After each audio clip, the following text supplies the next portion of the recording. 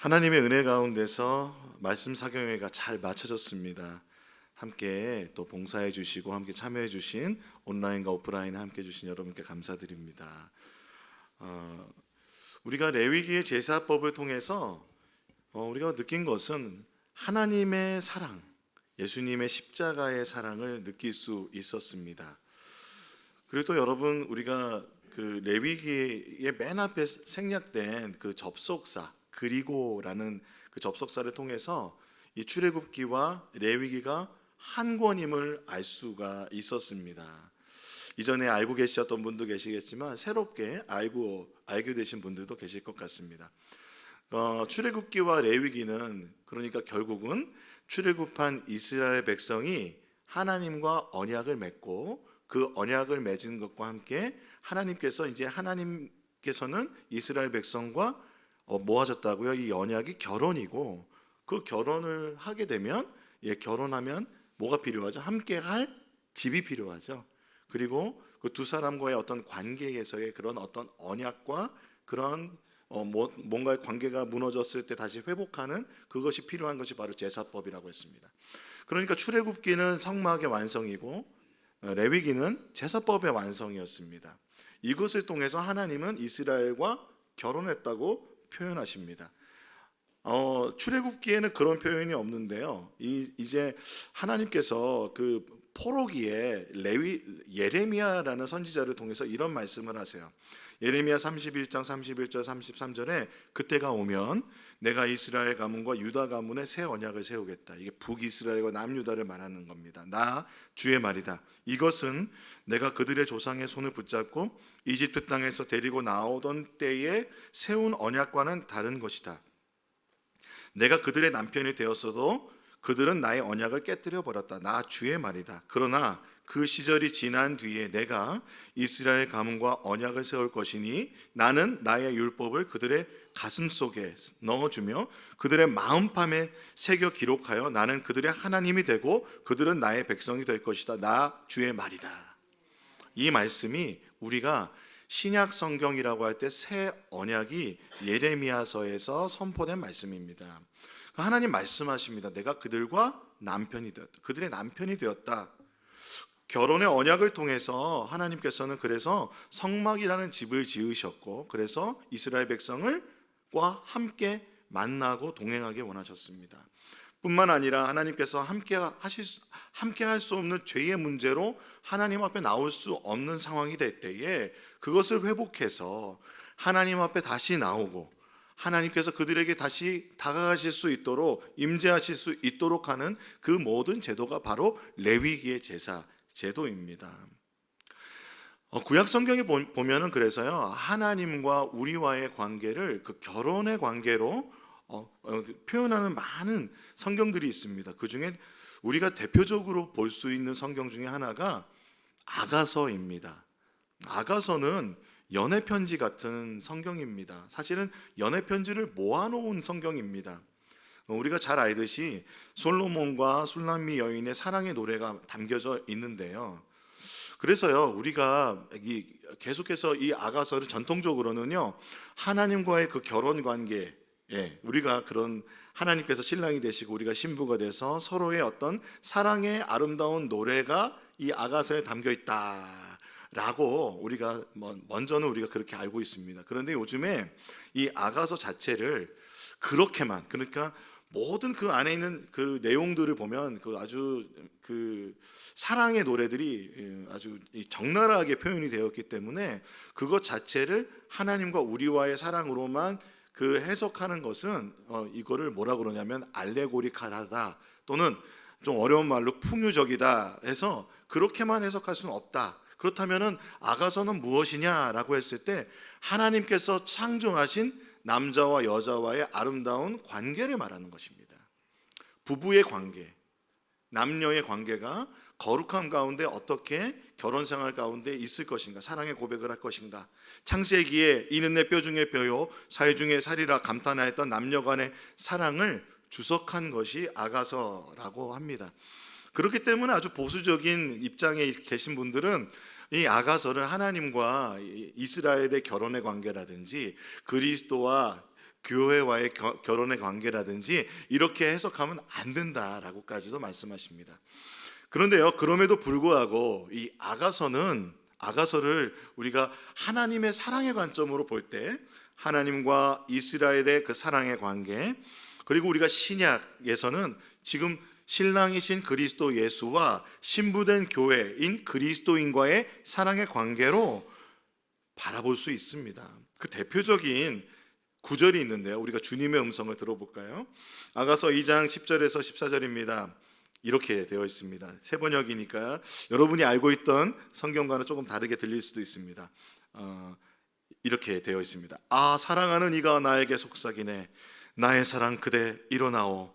나의 어여쁜 그대 어서 나아오. 겨울은 지나고 비도 그치고 비구름도 거쳤어. 꽃 피고 새들 노래하는 계절이 이 땅에 돌아왔어. 비둘기 우는 소리 우리 땅에 들리오. 무화과 나무에는 푸른 무화과 나무가 열려 있고 포도나무에는 활짝 핀 꽃이 향기를 내뿜고 있어. 일어나 나오. 사랑하는 이미여 나의 귀여운 그대 어서 나오. 바위 틈에 있는 나의 비둘기여 낭떠러지 은밀한 곳에 숨은 나의 비둘기여 그대의 모습, 그 사랑스러운 모습을 보여주오. 그대의 목소리, 그 고운 목소리를 들려주오. 주님께서 우리에게 이렇게 말씀하신다 믿습니다. 이 아가서의 말씀을 우리가 이렇게 읽을 수 있습니다. 뿐만 아니라 하나님께서 이 결혼의 관계로 우리와의 그런 언약의 관계를 표현하시는 것은요, 대표적으로 이스라엘이 우상 숭배에 빠져서 하나님을 떠났을 때 주님은 호세아라는 선지자를 통해서 하나님께서는 스스로 행위가 정숙하지 못한 여인과 결혼한 남편으로 하나님은 자신을 표현하셨습니다. 그것을 위해서 호세아는 행위가 바르지 못한 여인과 결혼해야 했습니다. 근데 호세아서 이렇게 하나님께서 말씀하십니다. 호세아서 2장 19절 20절에 그때 내가 너를 영원히 아내로 맞아들이고 너에게 정의와 공평으로 대하고 너에게 변함이 없는 사랑과 긍휼을 보여주고 너를 아내로 삼겠다. 내가 너에게 성실한 마음으로 너와 결혼하겠다. 그러면 너는 나 주를 바로 알 것이다. 하나님의 마음이 느껴지십니까? 하나님은 우리와 정말 진심으로 함께하고 싶어 하십니다. 하나님의 모든 것을 다 쏟아 부으셔서 모든 사랑과 하나님의 성품을 다해서 우리와 결혼하시겠다고 말씀하시는 분이 하나님이십니다. 그런데 우리가 지난주에 사경회 때 배웠던 것처럼 레위기는 사람의 상태를 세 가지로 구분합니다. 부정과 정결과 거룩입니다. 근데 우리가 배웠죠. 거룩이라는 것은 오직 하나님만이 가지고 계신 비공유적인 성품입니다. 그렇기 때문에 우리 인간이 도달할 수 있는 최고의 단계는 뭐라고 그랬죠? 정결이었습니다. 그래서 여러분, 죄사법의 대부분이 무엇을 해결하기 위함입니까? 부정함 중에서 죄를 해결하기 위함입니다. 그 부정해진 인간이 하나님을 만나면 어떻게 된다고요? 사람은 구약의 법에 의하면 죽게 되어 있습니다. 하나님 앞에 나아갈 수 없습니다. 우리는 은혜의 시대를 살고 있기 때문에 이것을 너무 쉽게 잊어버리는 경우가 있습니다. 그런데요, 여러분, 우리는 하나님 앞에 그 부정한 상태는 절대로 하나님 앞에 나아갈 수도 없고 하나님께서 우리에게 오실 수도 없습니다. 하나님 왜 안 오실까요? 우리 사랑하시니까. 그렇기 때문에 에덴 동산에서 아담과 하와도 내보내실 수밖에 없었던 것이 하나님의 안타까운 사랑입니다. 가죽옷을 지어 입혀서 내보내실 수밖에 없었죠. 그렇기 때문에 하나님께서 오시기 위해선 정결의 상태가 되어야 합니다. 근데 그 정결은 어떻다고 그랬죠? 불안정합니다. 그러므로 구약에서는요, 모든 사람이 하나님과 만날 수 없었습니다. 하나님과 동행할 수 없었습니다. 하나님은요, 개개인이 만나는 것이 아니라 제한된 장소, 제한된 시간, 제한된 사람만이 하나님을 만날 수 있었습니다. 그러므로 여러분, 개인의 죄를 제사법으로 해결한다고 하더라도 하나님께서 임재하시는 것은 어디에 임재하셨습니까? 성막. 그러니까 결과적으로는 공동체로 만나실 수 있었습니다. 그러므로 내가 내 개인이 하나님과 동행한다는 것은 상상할 수도 없는 일입니다. 그러므로 여러분, 대표적인 지도자들인 하나님께서 기름 부은 제사장, 왕, 예언자들만이 하나님께서 그 얼굴을 보여주실 때, 하나님께서 말씀하실 때 그때 대면해 보는 특별한 경험과 동행을 하게 된 것입니다. 모세조차도요, 하나님을 얼굴빛으로 보았던, 친구와 같이 대했던 모세조차도 하나님의 강력한 영광의 임재가 임했을 때 그 지성소 안으로 들어가지 못했습니다. 출애굽기 40장 35절에 보면 모세는 회막에 구름이 머물고 주님의 영광이 성막에 가득 찼으므로 거기에 들어갈 수 없었습니다. 다시 한번 말씀드리면 죄를 해결하기 위해 제사 제도가 있습니다.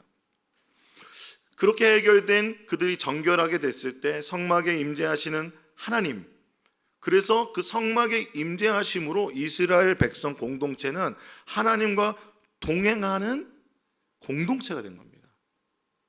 나라가 된 겁니다. 뿐만 아니라 그것은요, 구체적으로 하나님께서 주신 율법으로 하나님의 식과 법으로 살아가는 삶으로 살아갈 때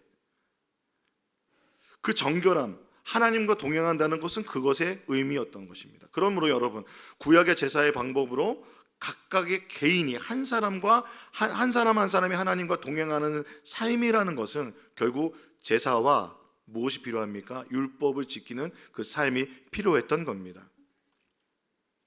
여러분, 아무리 한 예배자가 제사를 통해서 정결하게 되고 하나님의 영광을 보았다고 하더라도, 대속죄일을 보았다고 하더라도 그들에게는 하나님과 날마다 동행할 수 없습니다. 왜냐하면 그 정결은 불안정하기 때문에 다시 죄를 범하여 부정하게 됐을 때 제사를 통해서 정결하게 되지 않으면, 그 전에 하나님이 나타나시면 그들은 어떻게 됩니까? 죽게 되는 겁니다.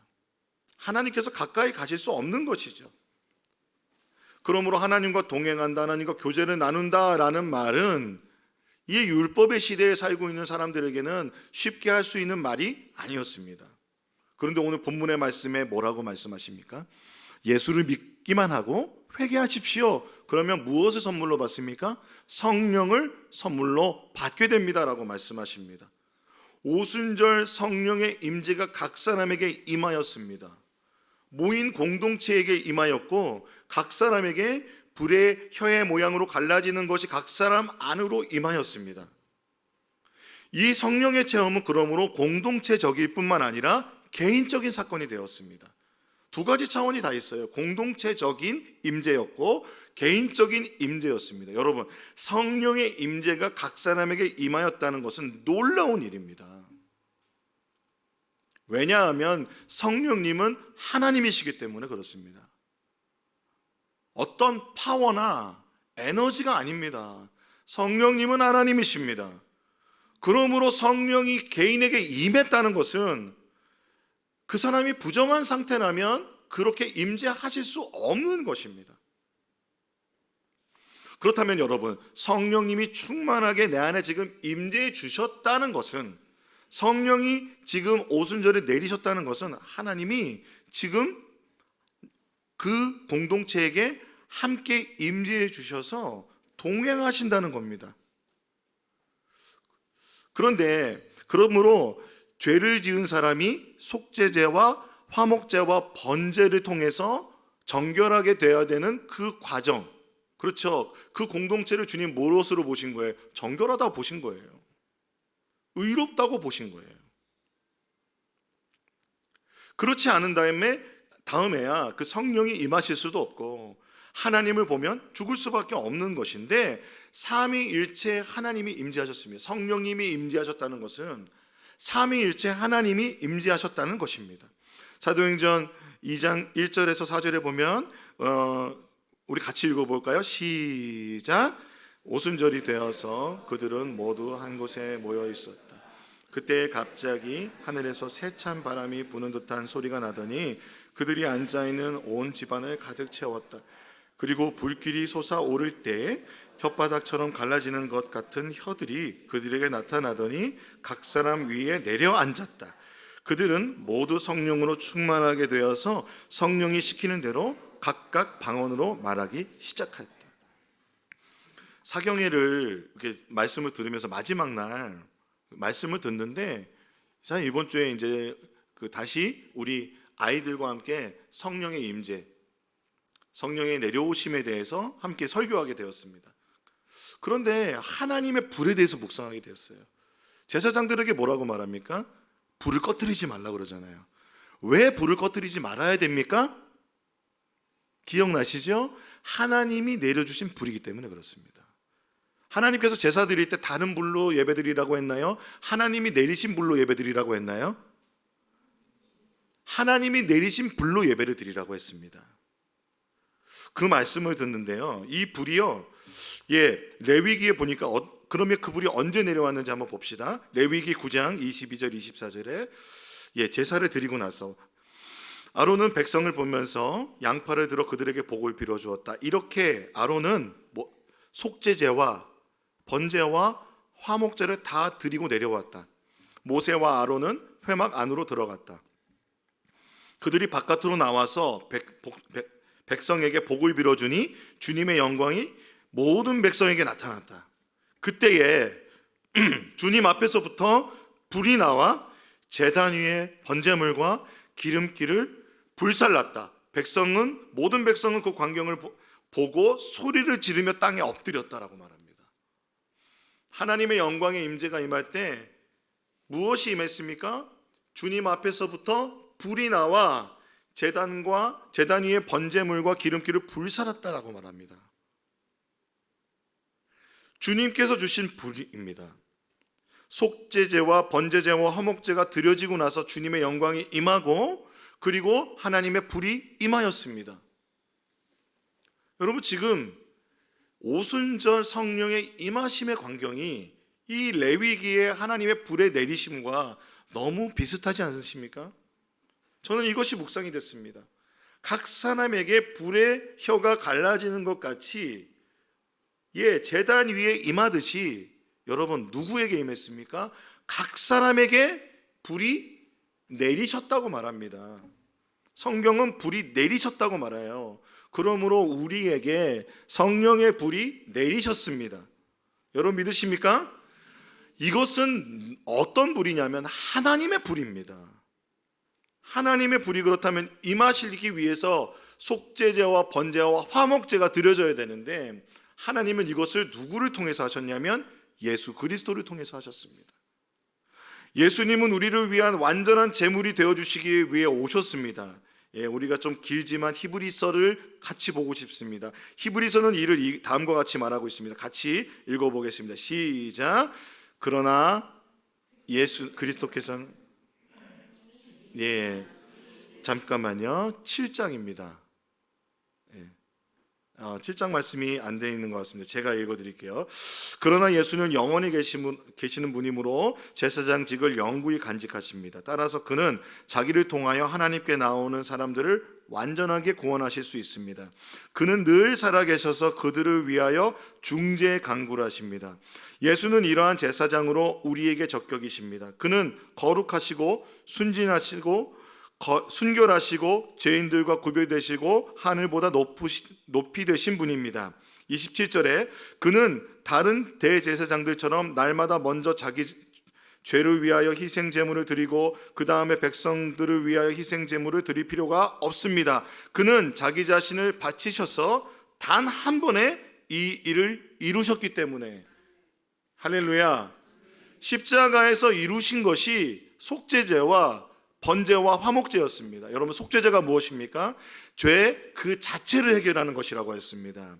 번제가 무엇입니까? 죄의 진노를 해결하는 것이라고 말씀하셨습니다. 그리고 화목제가 무엇입니까? 하나님과 우리가의 관계를 회복하는 화목제입니다.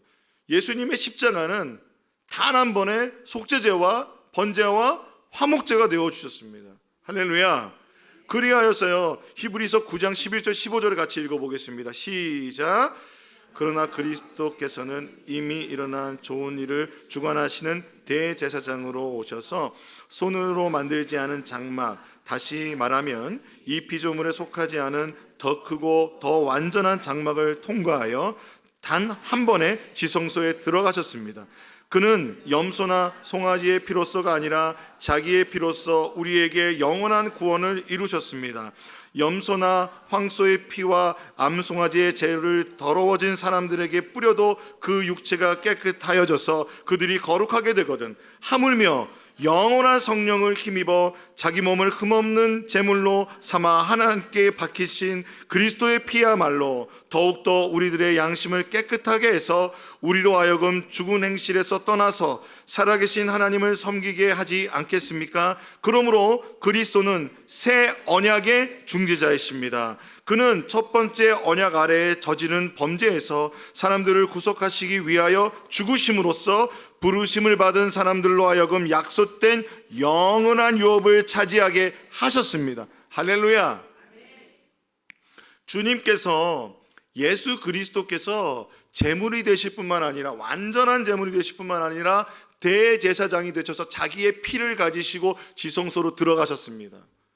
그리고 지성소에서 이제 나오셨습니다.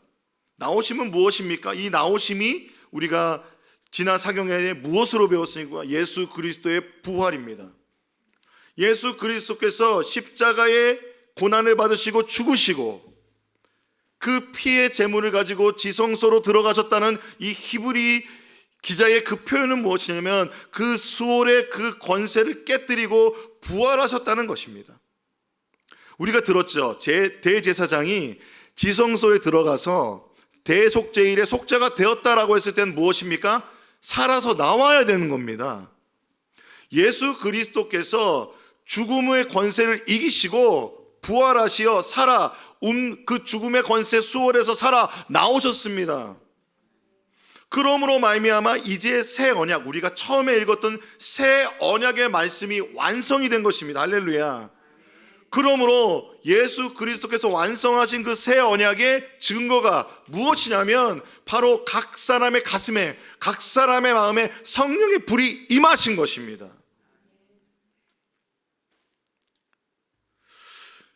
십자가의 죽음에서 예수님은 부활하셨습니다.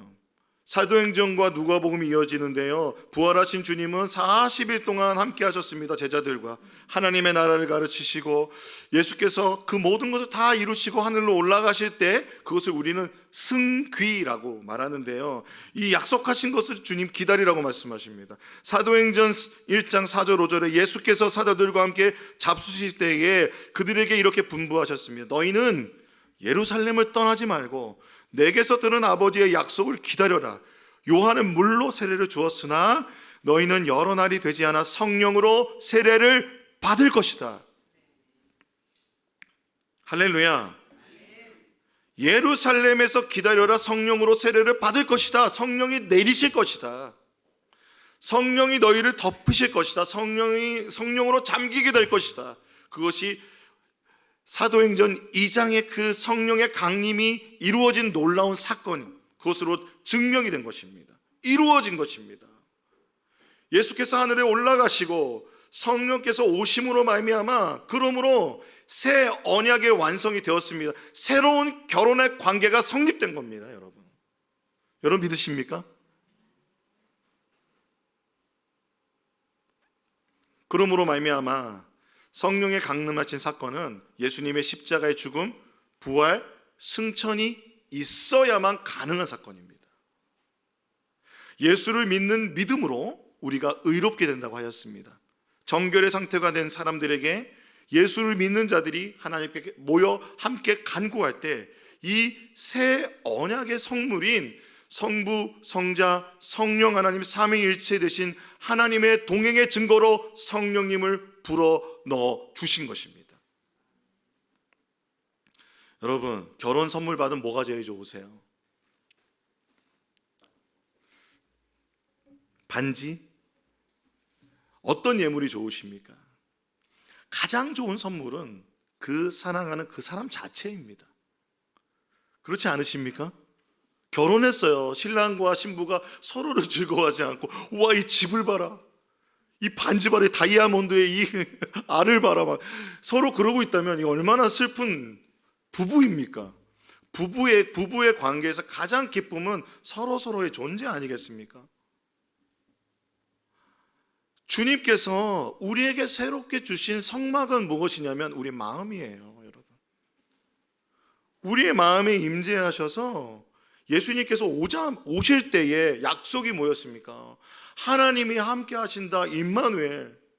그 약속 어떻게 이루어졌습니까? 성령님이 임재하심으로. 여러분, 말씀이 육신이 되어 지구에 오신 것 자체도 임마누엘이지만 이제 성령께서 오심으로 각 사람 한 사람에게 시간과 공간을 초월하여 전능하신 하나님의 임재가, 그 무소부재하신 하나님의 임재가 우리가 어디에 있든지 그 하나님의 거룩한 임재 가운데 동행하는 임마누엘의 시대를 살게 해주신 것이 성령의 임재인 줄로 믿습니다. 그러므로 예수님도 약속하셨어요. 요한복음에 너희가 나를 사랑하면 내가 새 계명을 지킬 것이다. 내 계명을 지킬 것이다. 내가 아버지께 구하겠다. 그리하면 아버지께서 다른 보혜사, 즉 성령님을 너희에게 보내셔서 영원히 너희와 함께 계시게 하실 것이다. 그는 진리의 영이시다. 세상은 그를 보지도 못하고 알지도 못하므로 그를 맞아들일 수가 없다.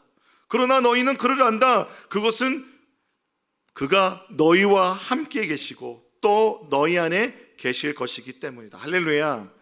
이 요한복음을 읽었던 요한 공동체는 이 말씀을 분명히 알았어요. 내 안에 계신 성령님이 함께 계심이 예수가 함께 계십니다.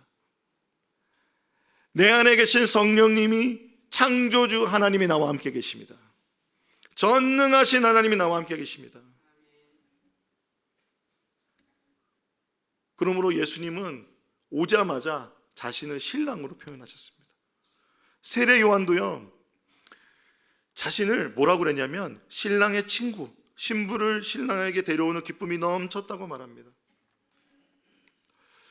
마태복음 9장 15절에 예수께서 말씀하십니다. 혼인잔치에 손님들이 신랑이 자기들과 함께 있는 동안에 슬퍼할 수 있느냐? 그러나 신랑을 뺏길 날이 오니 그때는 금식할 것이다. 신랑이라고 말씀하십니다. 요한계시록은요, 이제 그 신랑과 영원한 관계를 이루게 됩니다. 기뻐하고 즐거워하며 하나님께 영광을 돌리자. 어린 양의 혼인날이 이르렀다. 그의 신부는 단장을 끝냈다. 신부에게 빛나고 깨끗한 모시옷을 입게 하셨다.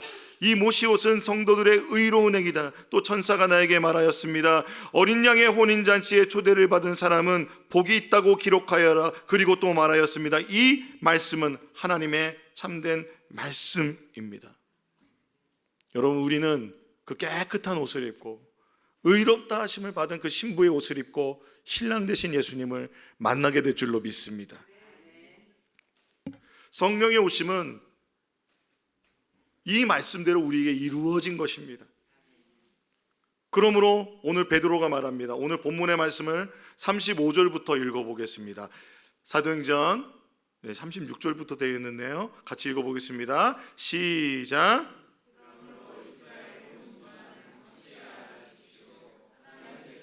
여러분이 십자가에 못 박은 이 예수를 주님과 그리스도가 되게 하셨습니다. 사람들이 이 말을 듣고 마음에 찔려서 형제들이여 우리가 어떻게 하면 좋겠습니까? 하고 베드로와 다른 사도들에게 말하였다. 베드로가 대답하였다. 회개하십시오. 여러분 각 사람은 예수 그리스도의 이름으로 세례를 받고 죄의 용서를 받으십시오. 그리하면 성령을 선물로 받을 것입니다. 이 약속은 여러분과 여러분의 자녀와 또 멀리 떨어져 있는 모든 사람, 곧 우리 주 하나님께서 부르시는 모든 사람에게 주어진 것입니다. 할렐루야. 예수를 믿는 자에게. 여러분, 제사법에서 중요한 게 뭐였죠? 제물에 전가하는 거잖아요. 그 제물에 전가하는 게 뭐였습니까? 안수였죠. 그렇다면 그리스도인은 무엇입니까? 예수께 나의 모든 죄가 전가되게 하는 것이 무엇입니까? 바로 예수 그리스도를 믿는 것입니다.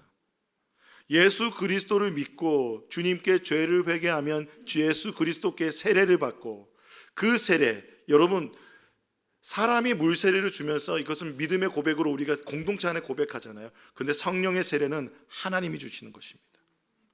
이 성령의 세례로 하나님과 동행하게 되는 우리가 되기를 소망합니다. 돌아가신 하용조 목사님은 이 성령의 체험을 굉장히 중요하게 생각하셨어요. 아무리 오랫동안 신앙생활 할지라도 하나님과 동행하는 이 성령의 체험이 우리 안에 있을 때 우리는 비로소 우리의 삶에 주어진 하나님의 그 모든 말씀들을 살아낼 수 있으며 또한 우리의 모든 삶의 부르심을 이루어갈 수 있다는 것입니다. 우리에게 그래서 여러분, 어떤 선물, 예수 믿고 제일 최고로 받은 선물이 무엇입니까? 성령님이십니다. 최고로 받은 그 선물이 또한 무엇입니까? 성령이 주신 이유가 무엇입니까? 주님과의 동행인 줄로 믿습니다. 그렇다면 여러분, 이 성령의 세례를 위해서 하용조 목사님 이렇게 기도하라고 권합니다. 주님, 제게도 이 세례를 허락해 주십시오. 이 놀라운 축복을 허락해 주셔서 제 힘으로 예수님 믿지 말게 하시고 오직 성령님의 능력으로 예수를 믿는 위대한 증인이 되게 해 주십시오. 우리가 이 고백 같이 한번 해보지 않으시겠습니까? 여러분 안에 혹시 내가 성령님을 만났었나? 내가 성령님이 내 안에 함께 계시나? 여러분, 그것은요 어떤 어떤 개인적인 뜨거운 경험이나 그것이 아니라 주님 앞에 하는 이 기도를 통해서도 충분히 간구를 통해서 하나님 우리에게 확인이 될 수 있습니다. 그렇게 같이 한번 읽어보겠습니다. 시작. 주님, 제게도 이 세례를 허락해 주십시오. 이 놀라운 축복을 허락하셔서 제 힘으로 예수님 믿지 말게 하시고 오직 성령의 능력으로 예수님을 믿는 위대한 증인이 되게 해 주십시오. 할렐루야. 주님 우리에게 말씀하십니다. 나의 사랑, 나의 어여쁜 자야, 일어나 함께 가자. 그 음성을 듣는 우리가 되기를 소망합니다. 오늘 함께 찬양으로 그 음성을 고백하면서 나아가고 싶습니다.